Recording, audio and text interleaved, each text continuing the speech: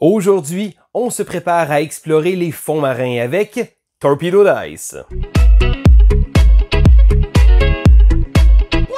Bonjour et bienvenue à l'école du jeu. Mon nom est Sylvain et je vous présente aujourd'hui les règles de Torpedo Dice. Alors avant d'aller de l'avant, je tiens à remercier les éditions Momentum qui ont rendu cette vidéo possible.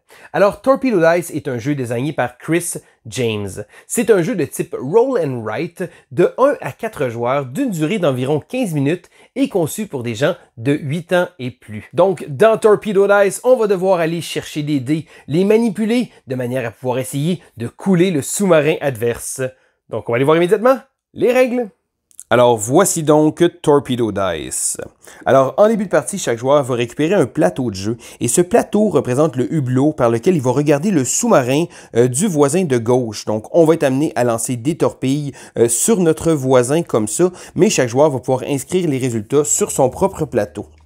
Et là, selon le nombre de joueurs, on va utiliser un nombre de dés qui équivaut au nombre de joueurs plus 1. Donc, par exemple, ici, on a une partie à 2 joueurs. On va donc prendre 3 dés.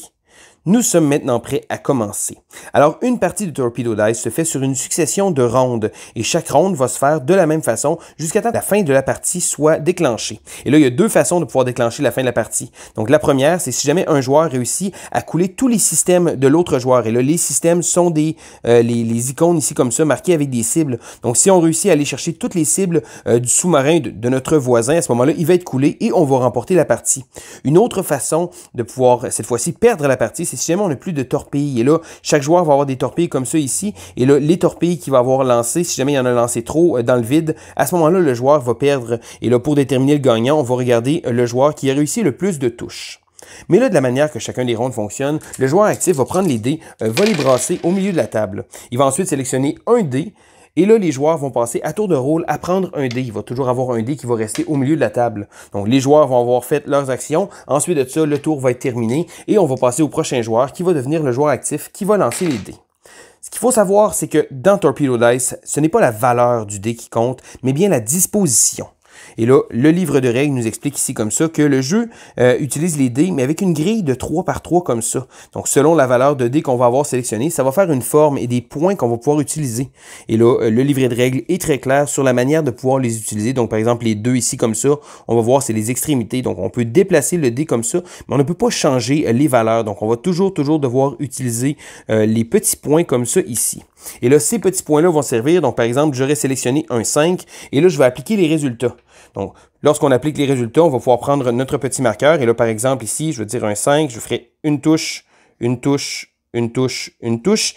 Et ici, c'est une torpille manquée. Là, chaque fois qu'on va prendre une torpille manquée, on va devoir rayer une petite torpille ici comme ça. Il va falloir faire attention pour ne pas se rendre jusqu'à la fin parce que sinon, on va perdre la partie. Et là, le but de ça va être d'attaquer justement les systèmes vitaux de l'adversaire parce que lorsqu'on fait notre dé, si nos systèmes sont encore valides, donc si jamais le joueur à notre droite n'a pas détruit complètement certains systèmes, on va pouvoir les utiliser. Donc, lors d'un tir, un joueur va pouvoir utiliser un des systèmes vitaux si le système est encore disponible. Et là, les systèmes sont les suivants. Donc, le périscope, comme ça ici, va pouvoir vous permettre de pouvoir retourner un dé, donc utiliser la valeur sur la face opposée. Donc, par exemple, un 2 pourrait devenir un 5. Pour l'artillerie, on va devoir marquer un petit X comme ça parce qu'on peut simplement en utiliser 3 pendant la partie. Ça va vous permettre, lors d'un tir, de pouvoir marquer une touche supplémentaire. Et là, peu importe où, sur la grille de 3 par 3. Le kiosque, ici comme ça, va pouvoir vous permettre de pouvoir augmenter de 1 ou retirer 1, ici comme ça, d'une valeur de dé. Ici, le moteur va pouvoir vous permettre d'égaliser. Donc, par exemple, vous allez pouvoir prendre le dé d'un autre joueur et copier sa valeur. Pour la dérive, ça va pouvoir permettre d'éviter de pouvoir lancer. Donc, par exemple, ici, si on aurait un 4 et je voudrais placer mon 4, donc on va le placer ici comme ça. Donc, je voudrais un 4 avec une coche ici, une coche là, une coche là. Si je veux, au lieu de marquer le X, je pourrais utiliser ma dérive pour éviter de le mettre et éviter de perdre une torpille. Donc, les hublots comme ça ici, on peut ajuster le tir. Donc, par exemple, un 4 ici, on pourrait les faire en ligne droite. Et c'est la seule manière de pouvoir changer la disposition d'une attaque, donc avec les dés. Encore une fois, celui-là va être seulement disponible 3 fois. Donc, lors d'un tir, on va pouvoir utiliser un des différents systèmes, sauf si le système est détruit. Et là, si le système est détruit, c'est que si le joueur, donc par exemple le joueur à notre droite, a réussi à cocher tous les endroits, donc par exemple ici, on aurait coché tous les endroits du moteur, à ce moment-là, moi, sur mon plateau de jeu que je vais prendre, je vais rayer le moteur comme ça ici. Je ne pourrai plus utiliser son habilité. Donc les tours vont continuer comme ça jusqu'à temps qu'une des conditions de fin de partie ait été résolue. Il faut savoir aussi que de l'autre côté se trouve une version avancée. Et là, la version avancée va avoir d'ailleurs le mode solo de disponible, mais aussi d'avoir une disposition différente et des éléments différents. Et là, contrairement à la version normale, certaines habilités, donc par exemple le périscope, vont devoir être activées.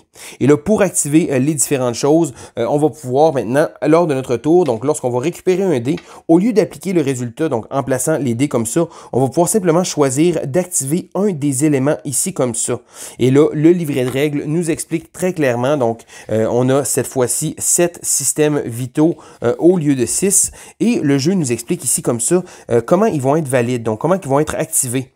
Il faut savoir que si jamais les deux ne sont pas actifs, le dernier, qui lui ne possède pas de petits icônes, ne sera pas activé. Donc par exemple, ici il nous montre, même si les deux sont détruits ici, ça va être activé. Si les deux sont là, ça va être activé aussi. Donc le livre de règles est très clair et nous propose également des nouveaux éléments. Donc encore une fois, d'autres habilités qu'on va pouvoir faire pour essayer de détruire le sous-marin de l'adversaire.